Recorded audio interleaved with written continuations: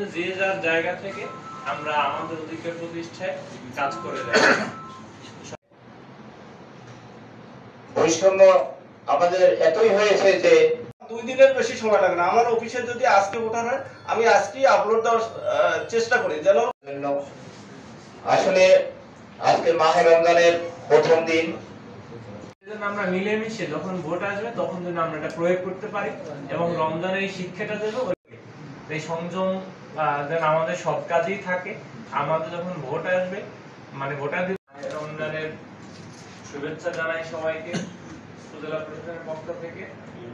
সবাইকে ধন্যবাদ জানাচ্ছি। সবাই ভালো থাকবেন। আল্লাহ হাফেজ। ধন্যবাদ। আজকের এই অনুষ্ঠানের বর্তমান সরকার কাজ করে যাচ্ছে।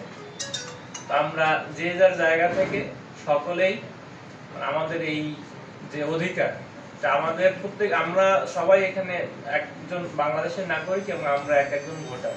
ইতিমধ্যে আপনারা জানেন যে আমাদের মাঠ পর্যায়ে তথ্য সংগ্রহ কাজ শেষ হয়ে গেছে।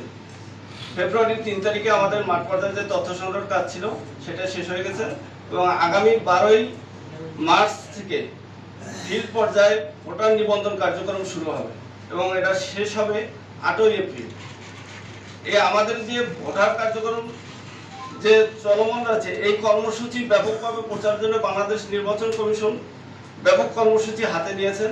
যা বাংলাদেশ নির্বাচন কমিশনের মূল হচ্ছে যেন কোনো ভোটার যাদের বয়স হয়েছে, যাদের 1/1/2008 যাদের জন্ম তারিখ, এই ভোটার এবং তার পূর্বে যারা ভোটার হতে পারেন না বা বাদ পড়েছেন, তারা যেন কেউ বাদ না যায় এই ভোটার তালিকা থেকে।